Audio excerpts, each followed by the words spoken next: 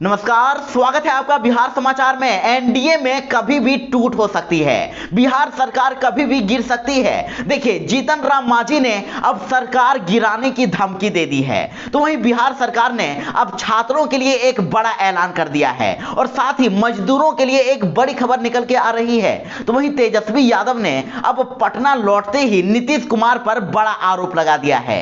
तो ऐसे ही आज की तमाम बड़ी खबरों के बारे में बात करेंगे। इससे पहले आपसे एक छोटी सी अनुरोध है कि इस वीडियो को एक प्यारा सा लाइक अवश्य कर दीजिएगा।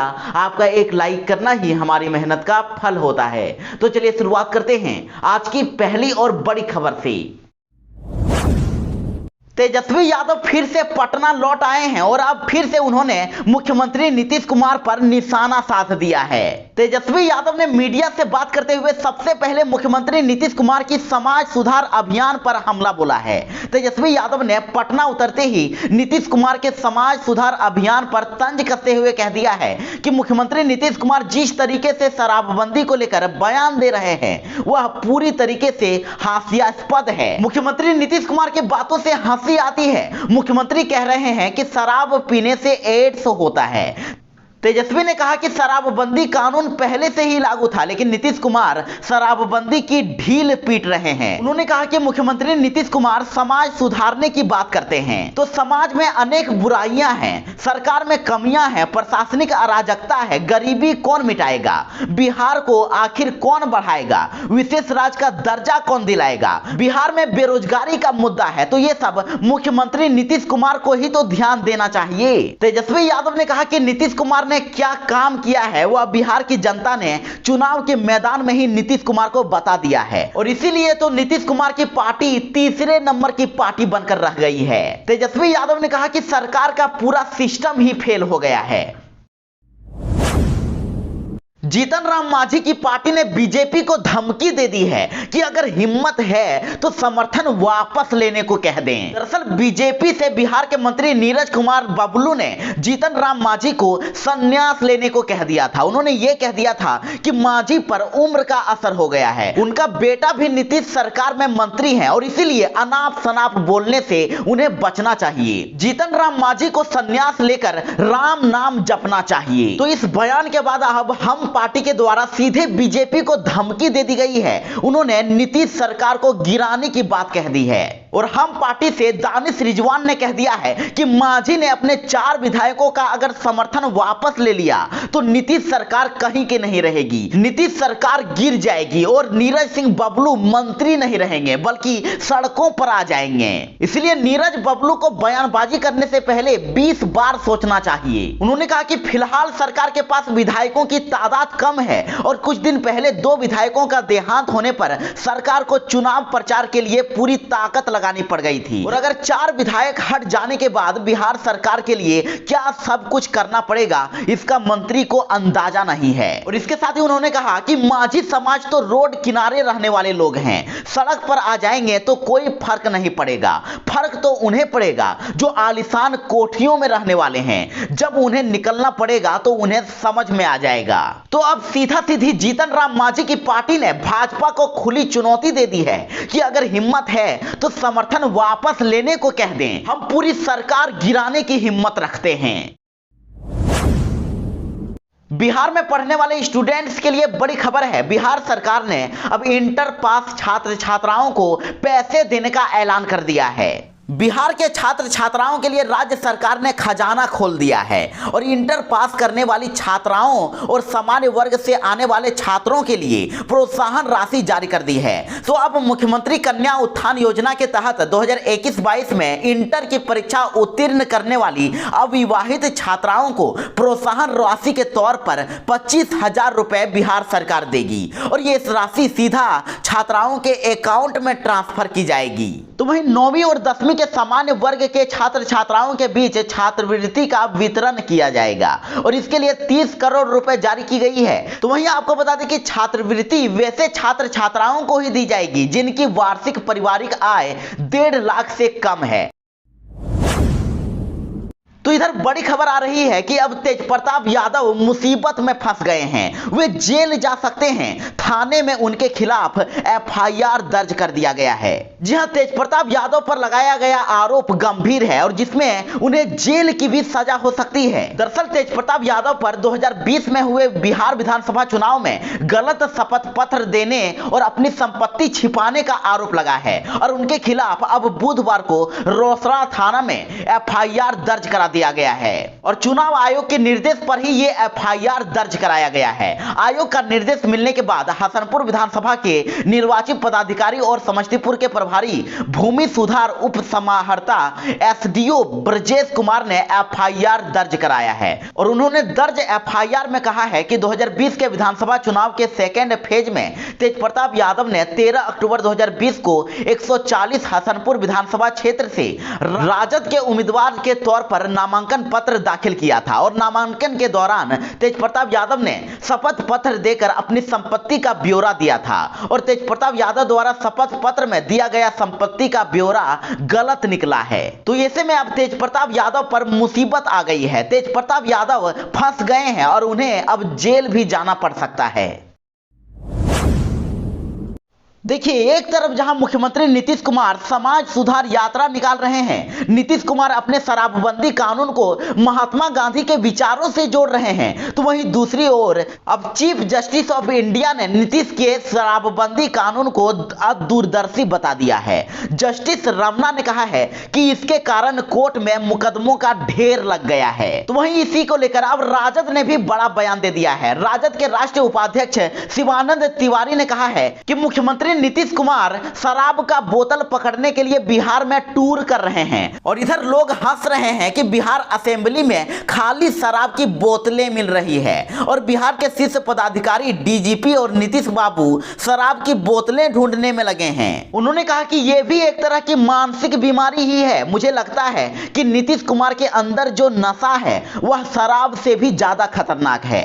बिहार गरीब राज्य है और नीतीश इस पर इतना बोझ डाल रहे हैं, सारे बड़े अधिकारी अब इनके पीछे पीछे दौड़ रहे हैं। उन्होंने कहा कि पहले से ही इतना सारा मुकदमा पेंडिंग है, लोगों को न्याय नहीं मिल पा रहा है, फैसले लंबित पड़े हुए हैं और अब शराब के मुकदमे से ये बोझ और भी बढ़ गया है। शिवानंद तिवारी ने कहा कि पटना के एक होटल में शराब के आरोप में लड़का लड़की पकड़े जाते हैं तो तुरंत उनको जेल भेज दिया जाता है, उनके भविष्य के बारे में एक जरा भी नहीं सोचा जाता है। ये सब काउंसलिंग का मामला है। बिहार सरकार सिर्फ शराब के मामले में गरीब लोगों को ही पकड़ रही है। बिहार में गरीबी दूर नहीं हो रही है, सिर्फ शराब पकड़ने में लगे हुए हैं और नीतीश कुमार का यह नशा शराब के नशे से भी खराब है। गरीब राज्य पर इतना बोझ बढ़ा दिया गया है।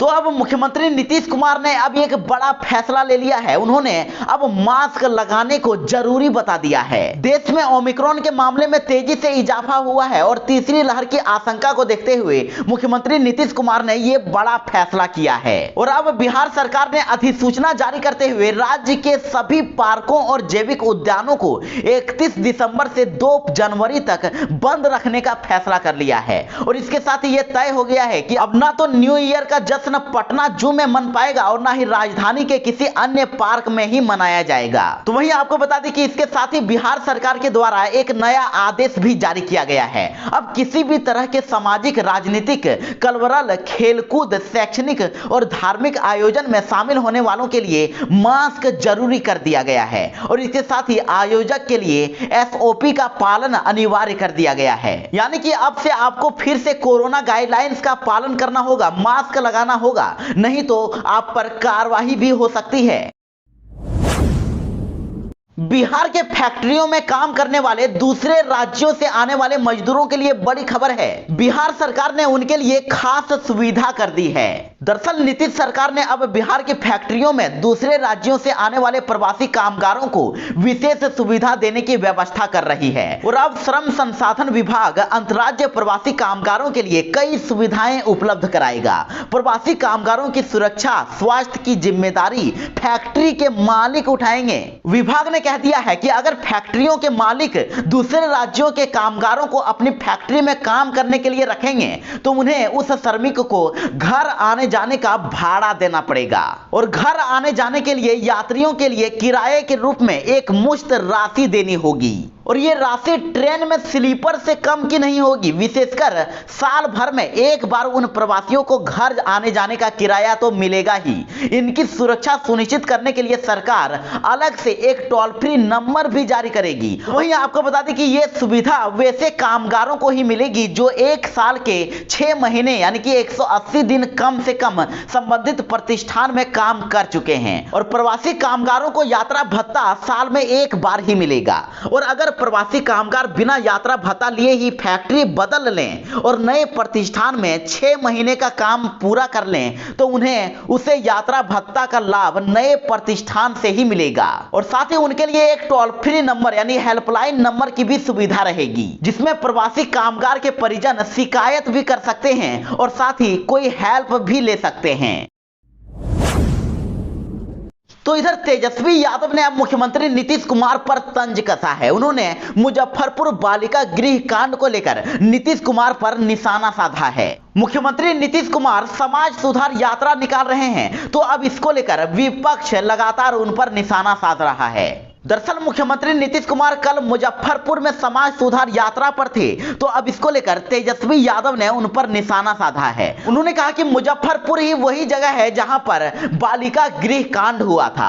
अभी तक इसके सारे आरोपियों को सजा भी नहीं मिल पाई है। मुजफ्फरपुर बालिका गृह कांड जहां मासूम बच्चियों के साथ दरिंदगी की गई, आए दिन बलात्कार और महिला हिंसा की घटनाओं में बढ़ोतरी हो रही है। तो वहीं राजद ने ट्वीट करके कहा है कि बिहार भर के बालिका गृहों और अल्पवास गृहों में बच्चियों और महिलाओं पर निरंतर बलात्कार करने वालों पर लगातार सरकारी संरक्षण देने वाले मुख्यमंत्री समाज सुधार यात्रा पर निकल रहे हैं। बिहार वासियों के विवेक और बुद्धिमत्ता के साथ इससे बड़ा मजाक संभव ही नहीं है।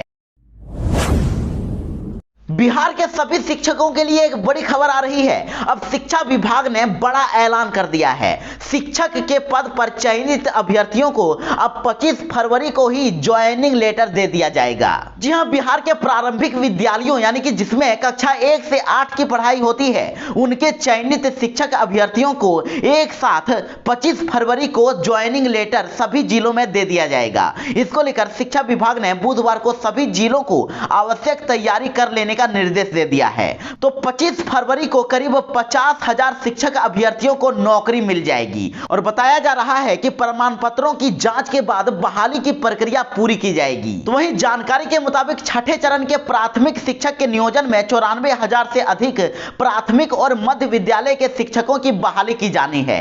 पहले और दूसरे राउंड की काउंसलिंग में 35,000 अभ्यर्थियों का चयन हुआ है, जबकि बाकी बचे 13,000 पदों के लिए तीसरे चरण के काउंसलिंग जनवरी महीने में की जाएगी। मुख्यमंत्री नीतीश कुमार ने लोगों को चेतावनी दे दी है और कहा है कि बिहार में अब शुरू हो चुकी है कोरोना की तीसरी लहर। अब आपको सावधान रहना चाहिए। जी हां, देश भर में कोरोना के नए वेरिएंट ओमिक्रॉन के मामले भी तेजी से बढ़ रहे हैं और विशेषज्ञों का मानना है कि यह तीसरी लहर का कारण बनेगा। तो वहीं मुख्यमंत्री नीतीश कुमार ने अब एक बड़ा बयान दे दिया है। उन्होंने कह दिया है कि राज्य में कोरोना की तीसरी लहर की शुरुआत हो भी चुकी है। नीतीश कुमार ने कह दिया है कि राज्य में कोविड महामारी की तीसरी लहर की शुरुआत हो चुकी है और लोगों को इससे बचाने के लिए अब सभी आवश्यक प्रबंध किए जा रहे हैं। तो वहीं ताजा आंकड़ों के मुताबिक बिहार में कोरोना के मामले तेजी से बढ़ रहे हैं और बीते 24 घंटे के अंदर ही 77 नए मामले भी सामने आ गए हैं। तो वहीं अब एक्टिव मरीजों की संख्या बढ़कर 215 हो गई है और सबसे ज्यादा मरीज गया में मिले हैं। उसके बाद पटना में 26 कोरोना संक्रमित मरीजों की पहचान की गई है। तो ऐसे में बिहार सरकार अब जल्द ही एक बड़ा फैसला ले सकती है। बिहार में कोरोना को लेकर एक नई गाइडलाइन जारी हो सकती है। तो वहीं मौसम विभाग से बड़ी खबर आ रही है। बिहार में आज फिर से भारी बारिश होने वाली है।